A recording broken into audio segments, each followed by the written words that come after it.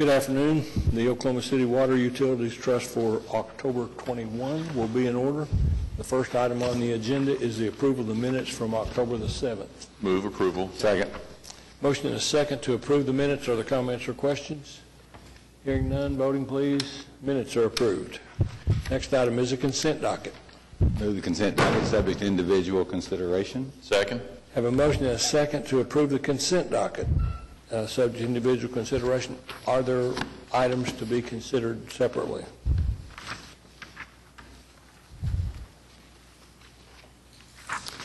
Hearing none, voting please. Consent docket's approved. Next item is the concurrence docket. Move approval subject to individual consideration. Second. Have a motion and a second to approve the concurrence docket. Are there matters to be considered separately? Hearing none, voting please. Concurrence docket's approved. Next item, item 5. First one is a presentation by staff concerning the Southeast Oklahoma water supply system. Mr. Chairman, Sam Samandi is with us this afternoon to give you a brief summary of the report we're asking you to approve today. To begin amending we're presenting you with a report. We're asking you to authorize the general manager to amend the engineer's contract and begin the solicitation process for design, schedule the solicitation process for design engineers. Hello, Chairman and the trustees. My name is Sam Samandi. I'm the engineering manager for the utilities. In this presentation, we're going to discuss the Southeast Oklahoma raw water supply system. On the agenda that we have is we're going to go over a little brief history of the Southeastern supply system, and then also, in particular, the goals of this particular study that we've done, and the recommendation that has come out of that study, and then also cover what our next steps are in the process here. The Southeastern supply beginning goes back a few years. You know, after the drought of the 50s, in about 1954, Oklahoma City commissioned a study for a long-range study of the water supply for Oklahoma City. And they looked at the southeast side of the state, and from there, it was decided that the water needs to be coming from Atoka and then McGee Creek to Stanley Draper Lake in Oklahoma City. And they started the construction of Atoka Lake in 1959, and Lake Draper was also constructed in 1963, and Atoka Pipeline completed in 1964. It's 100 miles of 6-inch pre-stressed concrete cylinder pipe, and it gets pumped to Oklahoma City through 6 pump stations. This is a real major feat of work because the whole thing was conceived in about 10 years and completed in 10 years, from 1954 to 1964. An amazing feat of engineering. And then after that, some years later, in 1986, we added to that Southeastern supply system by adding or constructing McGee Creek Reservoir in 1986, and also constructed the 17 miles of pipeline and the pump station from McGee to bring the water to Atoka Lake. And recently, we've done a few more studies to see what our needs are. In 2003, we did a massive plan that looked at the projected demands to 2051, and it also recommended that we need to proceed with the building of the second Atoka pipeline by 2021. And then we, along with our partners in central Oklahoma, in 2009, did a regional raw water study that projected the demands to 2060, and yet the same kind of recommendation for building the second Atoka pipeline by 2021. Now, the goals of this particular study, which we have here, was to look a lot deeper into this third supply of water from southeastern Oklahoma, and that is the Kiamichi Basin. A little bit more deeper analysis of water availability, and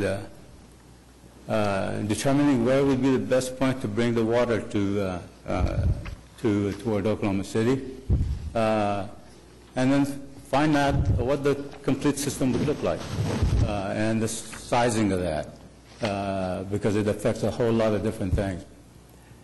And then make sure when we have a system, it's implemented in a phased manner, so that it essentially matches what our demands are. Things are constructed in time to match all of that.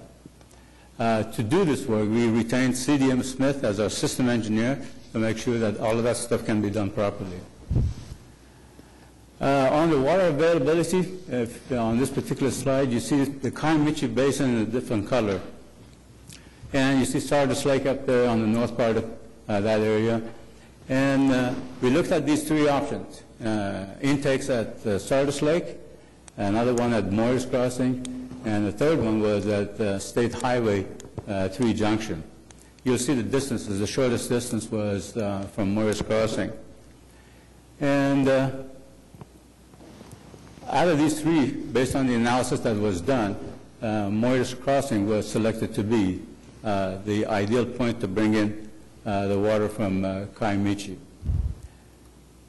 In this particular evaluation for pipe sizing and the system, we evaluated a lot of different scenarios and alternatives. Bringing water directly from Stardust in combination with the other take points to see which one would be the best system for us. And we optimized this system so that it can meet our demand and meet our capacity requirements in Oklahoma City. The results of all of those analyses is really a recommendation. When it's totally completely built by 2060, we will have a three-pipe system from Atoka to Oklahoma City. It will be 66 inches in diameter for each one of those pipes. And the Kiamichi part of it, that would bring water to Atoka, would be a one-pipe system in size, 72 inches in diameter. Now, at this point, I would like to introduce Mr. Larry Herr, who's our raw water supply manager and manages this project in particular. And he will go into a little bit more detail about the report and where we're going to go after this one. Larry? Thank you, Sam. Mr. Chairman, trustees, here we have a depiction of what the existing Southeast raw water supply looks like from Atoka to Draper as well as from McGee Creek. In the plan, it is recommended by 2021 that we install the second Atoka pipeline from Draper to Atoka, and then with new pump stations at Atoka, Stonewall, and Kanawha. In 2025, it is recommended that we increase the capacity of those three stations.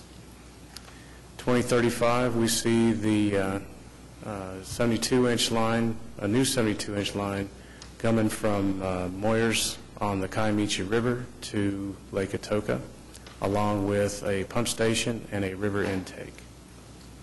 In 2040, we're looking at a third parallel pipeline to the Atoka pipeline, and we're looking at increasing the capacity for pump stations at Atoka, Stonewall, and Kanawha. 2045 sees brand new pump stations installed at Ada and Macomb, along with their storage tanks, and increasing the pumping capacity at Moyers for the Kiamichi River system. In 2055, we are going to replace the existing Atoka pipeline, which is now about 90 years old, with a new 66-inch pipeline, as well as put in a new pump station at the McGee Creek Reservoir to bring in more water along the Kiamichi River pipeline, and increasing the pumping capacity at all of the other pump stations. Now, the second pipeline that we're looking at will be a new 66-inch line paralleling the existing one, and we're looking at putting in three new pump stations and with their associated storage facilities. And this will provide us with the capacity to pump all of our water rights from Lake Atoka and McGee Creek, as well as with an increased level of resiliency. at about $560 million. The next steps for design is to finish up the hydraulics and surge design along the new Atoka pipeline route.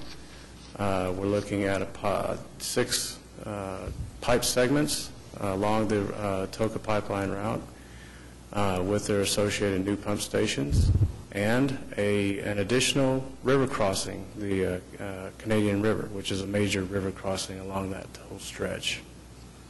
Key design elements within this phase of the design, we're looking at, again, finalizing the hydraulics, construction packaging, as well as looking at the merits of pre-purchasing.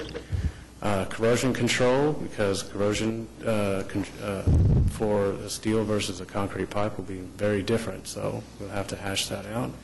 Also, our environmental concerns, especially with the American burying beetle, which is pictured here, and look at the archaeological and cultural aspects of this project. Thank you for the opportunity for presenting this information, and if you'd like, I can entertain any questions. So we're very pleased to have completed the milestone of this preliminary report about the concepts for the improvements. This very large project is very exciting to be involved in and will be very complicated. I think I just wanted to share a little bit of information. We're asking you for authority to proceed with engineering on the project. We have some homework to do, I think, with the folks who will help us with this work to identify alternatives for proceeding. I would like to come back to you, separate from this item, with information about the overall approach for the project and specifically some of the timelines that are required. We have some intense work to do. We want to do it as cost effectively as possible. And I think it's time for us to visit with others about, particularly the engineering construction communities, about how that work will be prosecuted before we actually complete the selection process. Any questions or comments? What would the total cost be for all the work we're doing? Do we know how many feel that at all? We break it down simply by projects, not a feeling that projects built in 2045 have a cost estimate that is unpredictable at this point. This total cost is roughly $1.5 billion if the work is prosecuted over the next 45 years as shown in the plan. Thank you. Now, when you start projecting growth patterns in the future, I mean, the time frames can have pretty wide variations as you go forward, but I think it's a plan. I think first of all, it's good to have the plan, and I think that the plan is reasonable. But, you know, saying that in 2055 this is what we're going to be doing is a bit presumptuous. It could be in 52, it could be in 60. I mean, we just, you know, at this point in time, it's our best estimate based upon some assumptions on a growth pattern. Improvements need to be done. At some time in the future, we're pretty confident that it just matters when they're going to have to be done, and that's going to move back and forth. And so with the price, yeah, the price, yeah. Is it possible by proceeding the way we're doing it that we'd have any better idea about when, if we're going to build the second lake in southeast Oklahoma City? Yes. We'll work on it specifically. I always remember that I was here 25 years ago and asked when it was going to happen, and came back and they said they're going to happen, asked me in 25 years, and I came back and I got the same answer. And that's the answer, well, that's the answer, you know, but I can't be sure I won't come back in 25 years, but I'm pretty sure that I won't. Cody will still be here. I hope so. I think that, how to phrase this, I think the issue is getting far enough along in the design, which may be being fully complete with the second Atoka pipeline design, the pump station design, and then looking at the lake in terms of its overall impact on operations in Oklahoma City. We want to be able to balance operations in a good way that keeps enough water in town, that doesn't aggravate losses for evaporation, which are significant in extreme dry periods particularly, so that we're getting the most out of the water that we bring here. We have a lot of homework to do to see how the system fits together with this major new investment, along with our plans to tie together the Hefner and Draper systems. Those are two very significant actions that will impact how the water utility operates 10 and 20 years from now. We want to make certain we're doing it right in the initial design. Does proceeding with this design phase indicate a general sense on our part that litigation is not going to interfere with our ability to ultimately take advantage of these resources? We believe we're working successfully at mediation. We're beginning to proceed because the time is short for this extensive a project, and the drought showed us that we really do need the water soon. Okay. We probably need the second pipeline whether Sardis happens or not. Okay. I think it's really the short answer to that. Okay. Although the planning is anticipating that long-term it will. Well, it certainly helps us to take advantage of Stardust when that time comes. And I'm not saying that because I'm having any negative feelings toward a resolution on Stardust, because But regardless of the litigation, we need to proceed anyway then to take advantage of the resources we currently have. That's correct. Right. Okay. Good. Well, I move we receive the report and direct staff to proceed. Have a motion and a second to receive the report and authorize the general manager to go forward. Is there further comments or questions? Voting, please. It's approved. Thank you. We do not need executive session, I understand. Strike? Have a motion and a second to strike. Matter stricken. Next item is matters from trustees. Anybody has a comment? I have one. Today is a memorable day in that council approved the tap fee today, and with no fanfare, just actually it was just a public hearing today. Oh, it was? Yeah, well, okay, it's close though. It's another step in the process. But there was no comment, so maybe next week it'll be, 2 weeks from now it'll be done. But And here I thought you were going to point out that the World Series was starting without the Cardinals, but I guess that's not something. That was other. when does it start? I've given up. I lost interest about 3 months ago myself. I don't know why they're going ahead and doing it. Anyway, what can I say? Okay, a couple more items that have to do with the first thing is General Manager report on the presentation of a website improvements and launch of a mobile app. So Lee Booth is the manager over much of our IT, non-technology programs. She's the technology, non-technology person, maybe. She is. So now that you've seen Lee before, we're glad to have her with us in this role, both in procurement and implementation of IT programs. Lee's going to tell you about changes we've made to the website, and mobile accessibility is improved. We've identified a couple of changes we want to make on the mobile website, but go ahead, Lee. So by way of background, on June 4th, 2013, trustees authorized improvements to your website. The improvements included the implementation of full electronic bill presentment and payment. In other words, providing the customer with paperless billing and a variety of options to pay their bill electronically.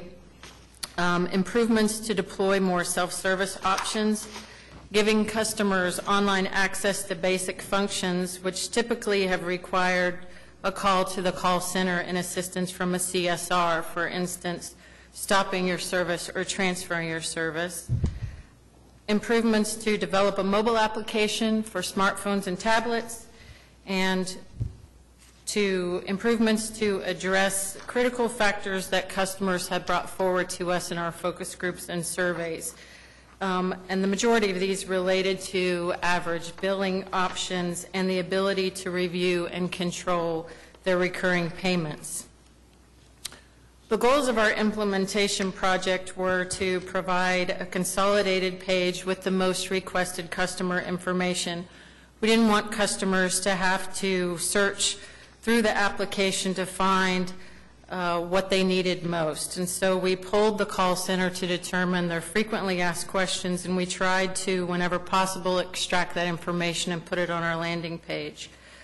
Our other goal, electronic billing and payment options, again, our focus groups told us that they would participate in those programs and that they were interested in them as long as we provided a variety of programs, security, and that we allowed them to view their payments prior to withdrawing them.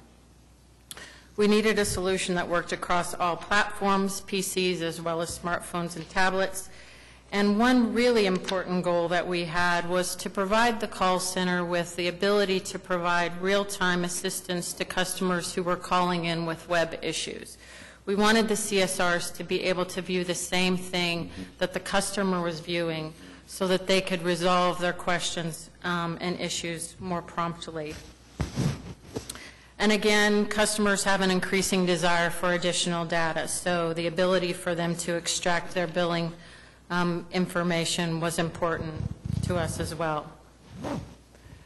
So this screen is a snapshot of our landing screen that I explained provides the most frequently asked information.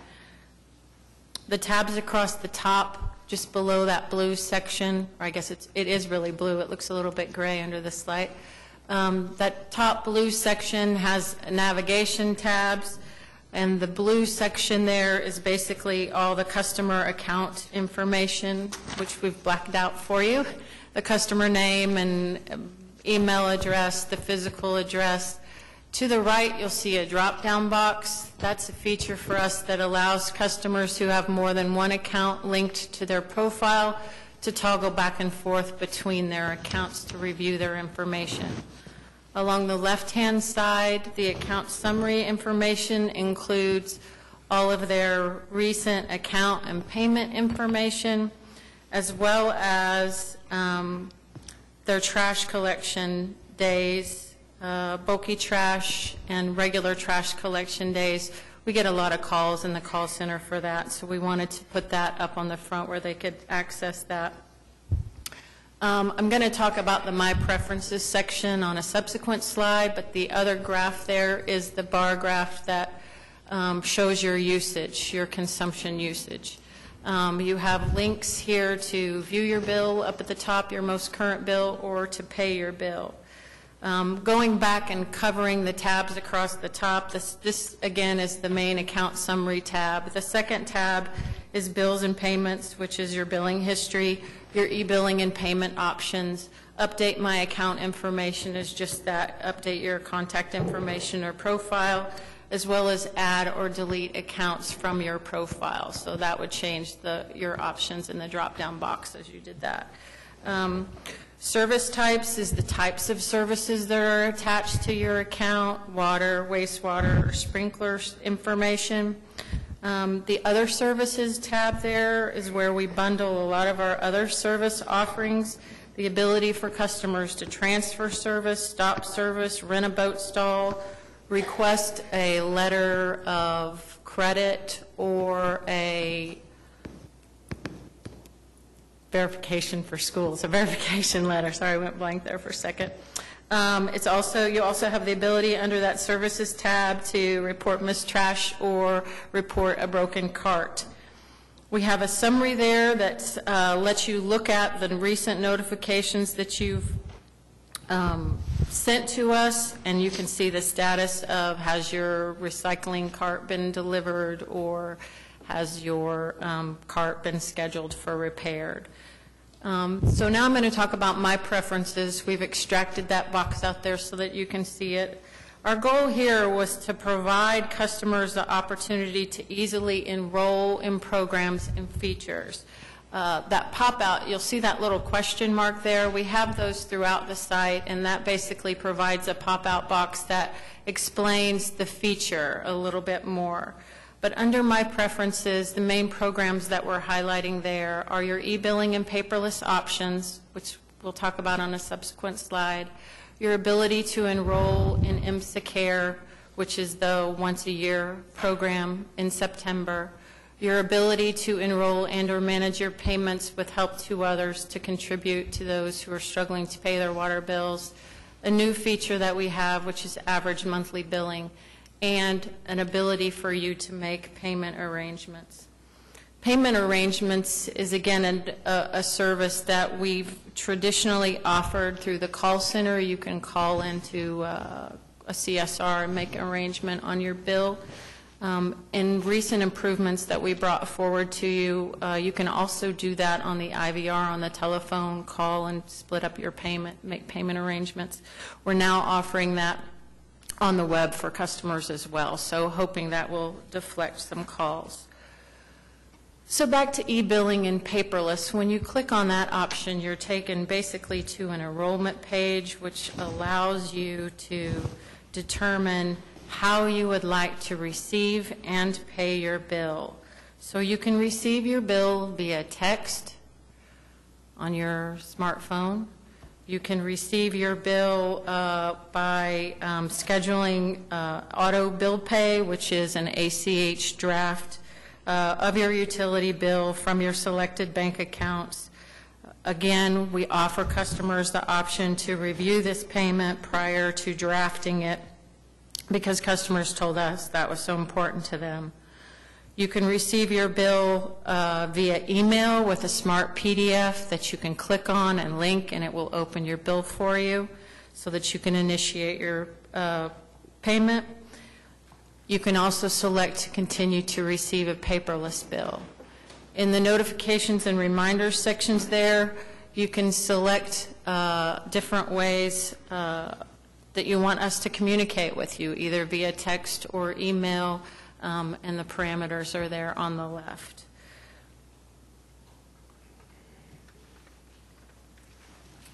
Oops, turn the page. Okay, so the new mobile application, those are some screenshots there. It's available for free download through the Apple or Google stores. You can obtain it by searching on Oklahoma City Utilities or OKC Utilities. This application, the main screenshot there on the left, provides you the ability to log in and access your account and all of your financial information that you have, your banking account information that you have stored. We also allow under that blue button for you to register with us. When you click on that, if you do not have an OKC.gov account, you link to OKC.gov and complete that registration process, so that you then have full usefulness of the mobile app as well as the web page. Contact us is pretty self-explanatory.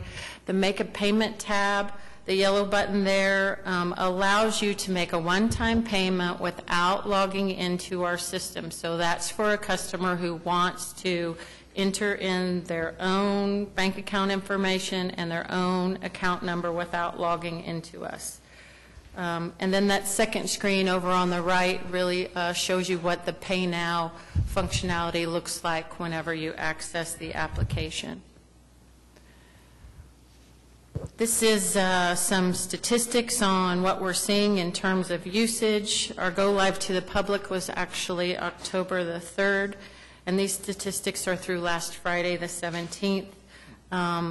Account views, customers are logging in, they're establishing profiles, and they're performing many of the functions that I've explained to you. We've just highlighted a few here.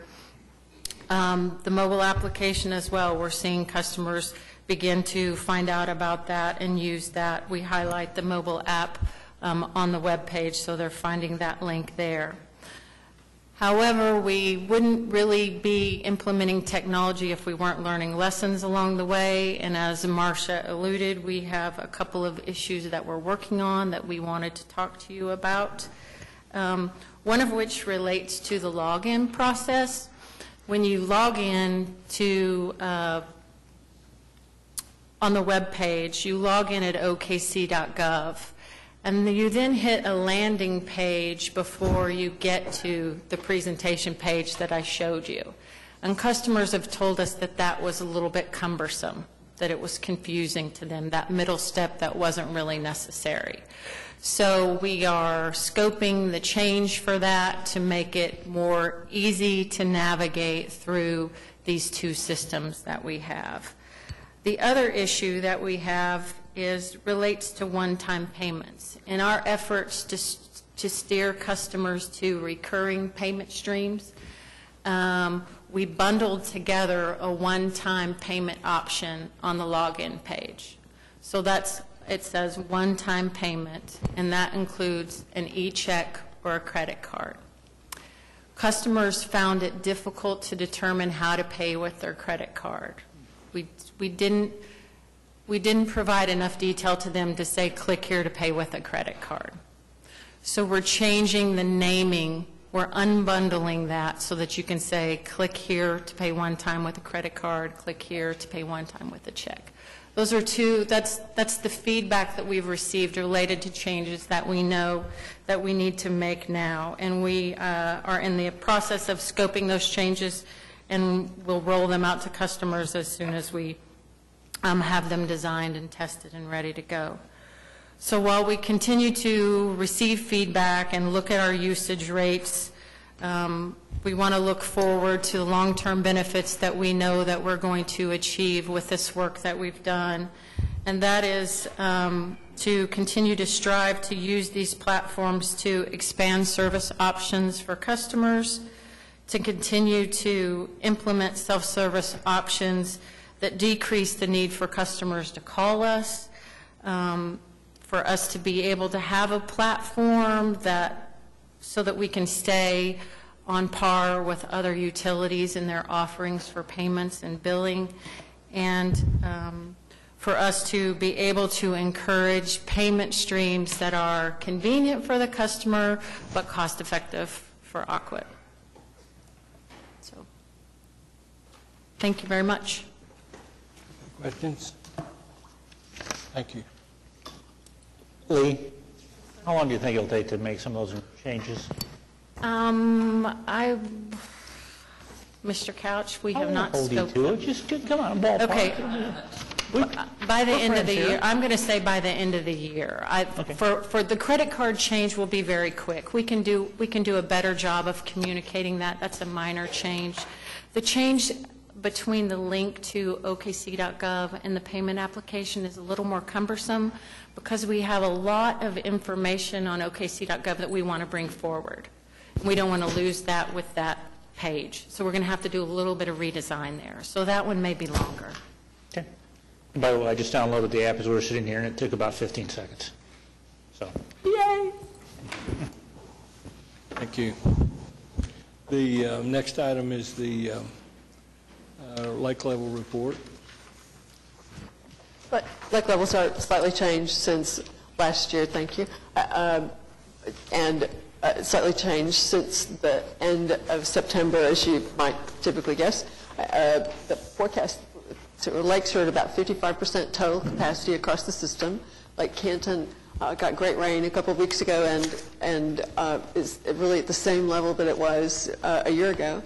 The forecast is for a drier period in the western part of the state, normal in the eastern and central part of the state, followed by, in the 3 to 6 month time frame, higher than average rainfalls. So we remain optimistic. We're in fine shape.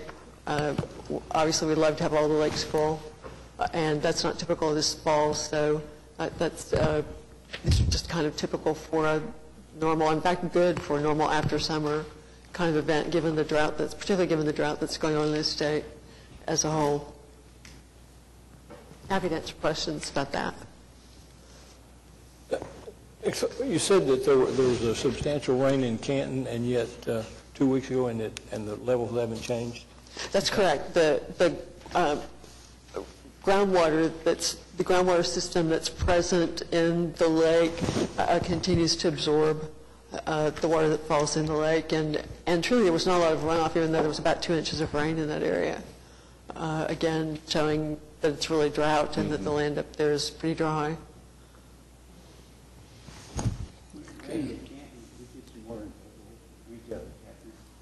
Yes, yes, you would hope that the rain we had, again, the couple of inches of rain we had in the west really made no impact on Hefner and Overholser because the water truly was absorbed by the earth before it got to the river. We saw just no real change in river flows. However, that land getting wet helps us for the next time around. This is not a season of really heavy rains. Those don't come for a while. Typically, when we gain water this time of year, it's because the earth has gotten soaked and then runoff starts to occur because the soil's full. And finally, I wanted to make certain that you knew that today the City Council approved a grant application that would fund our Draper backup power system, our Draper power generation system. We're cautiously optimistic and very excited about that. Any citizens to be heard? We're adjourned. Thank you.